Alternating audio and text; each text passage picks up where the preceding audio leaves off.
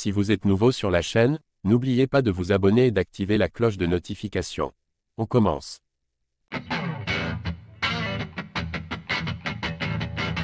Très discret depuis le décès de son fils il y a quelques mois, Francis Ngannou va cependant faire son retour au MMA d'ici la fin de l'année. Le Camerounais a d'ailleurs évoqué le cas de son prochain adversaire récemment, qui ne serait pas sans lui rappeler un certain Cyril Gane. C'est officiel, Francis Ngannou va retrouver la compétition et ce dès octobre prochain. Mais contrairement à ce que certains pensaient, ce sera bien au MMA et pas en boxe anglaise. On assistera donc au tout premier combat du Predator au PFL, qu'il avait rejoint il y a près d'un an et demi après avoir claqué la porte à l'UFC.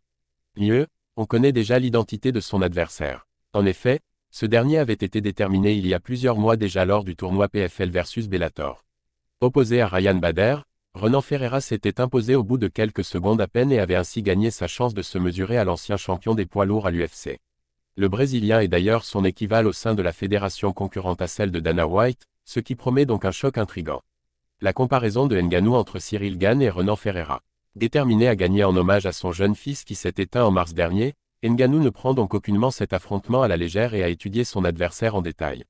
Et comme il l'a récemment expliqué à Sky Sport Boxing, Ferreira lui rappelle quelqu'un de bien précis puisqu'il s'agit de nul autre qu'un certain Cyril Gane. Il voit ainsi plusieurs similitudes entre eux. Pour l'instant, dans mon esprit, l'adversaire le plus difficile que je pourrais affronter est Renan Ferreira. En termes de style, je pense qu'il est plus proche de celui de Cyril Gane.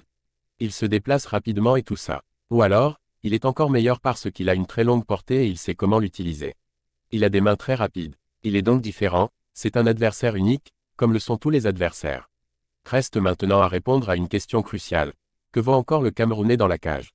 Son dernier combat en MMA remonte justement à celui remporté contre le Français, soit en décembre 2022. Ça commence à faire très long à ce stade. Ngannou ne se montre toutefois pas plus inquiet que ça, lui qui compte bien fêter ses grands débuts au PFL avec une performance spectaculaire. Je ne suis pas celui qui juge, mais oui, je pense que ce combat pourrait servir à rappeler qui je suis.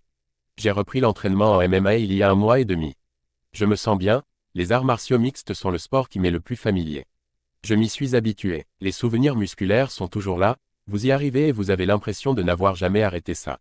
Francis Ngannou a affronté Cyril Gane par le passé et il pense justement que Renan Ferreira ressemble beaucoup à Bon Gamin en termes de style de combat.